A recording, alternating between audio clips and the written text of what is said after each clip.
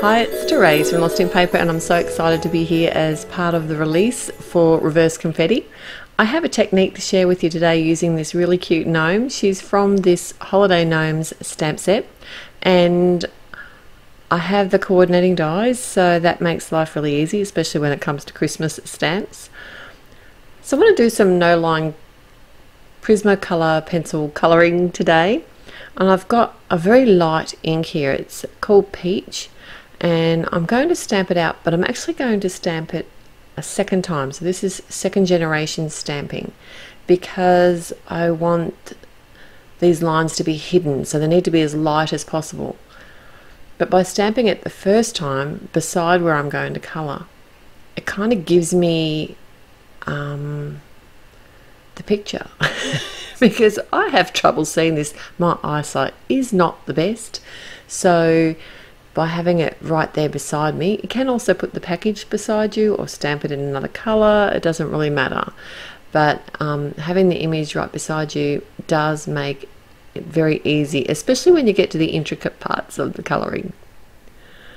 Alright, so I'm not using any blending solution today. I'm simply just colouring and using the pencils to blend themselves. So I'm using a really light touch and adding the darker colours where I think the shadows might be, and then just coming back in with the lighter colour and blending them out. I will list all the pencils that I've used today over at my blog, and the link will be in the description below. I've also got another card that I'm sharing from the release there, so maybe you should check it out. It's really cute. They've got some really cute stuff. So when I'm no-line colouring, like I said, I'm blind and I struggle to see. What I tend to do is draw the outlines first with the darker colour, and I just slightly sort of sketch those in. I don't draw them heavy like I would say with a black pencil, or when you stamp something out in black it's really obvious. But because I'm using the darkest colour, like the shadow colour, to draw the outline, it just gives me a guide and helps me to sort of visualise where I need to colour. And what I really like about no line colouring is it actually, I think, changes the look of an image a little bit, and you can sort of make it your own as well. So you can change things up because the stamping is so light underneath. I know it's called no line colouring, but that's not technically true. There are lines, it's just that once you colour the image, you can't see them. It's a trick. Alright, so with the gnome's hat here, what I like to do is actually put my highlight off to the side a little bit. So you look, it's not quite down the very centre. I think that always helps things to look a little bit more natural, although I don't know how natural gnomes look, but I think it helps rather than having that full, you know, that full, everything's highlighted down the centre. I really like her plaits. They are so cute.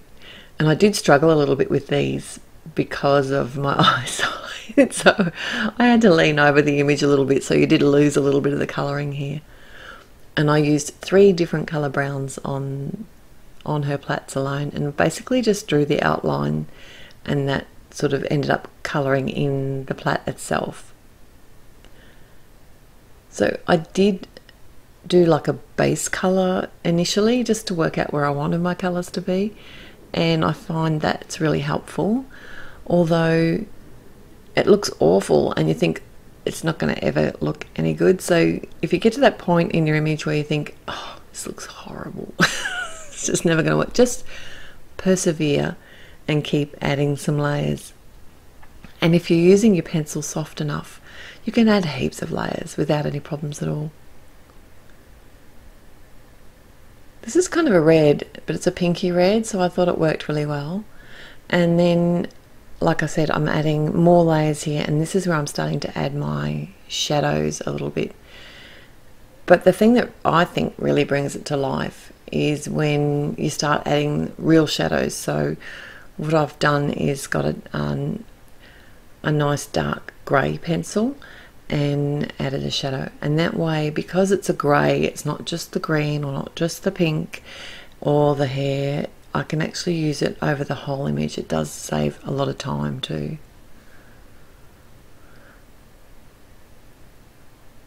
So this is a part of a blog hop.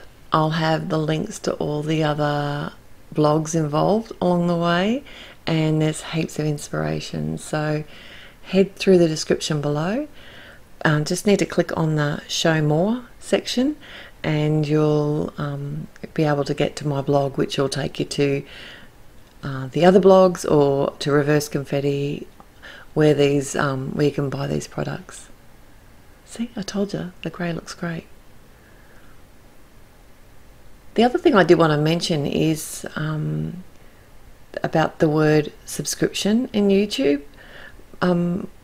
My mum was saying to me, oh no, I don't want to subscribe to anyone in YouTube because, you know, like a subscription means you're obligated or you've got to pay something, or it's, you know, I didn't even think about it that way. But if you subscribe to any of us paper crafters on YouTube, it just means that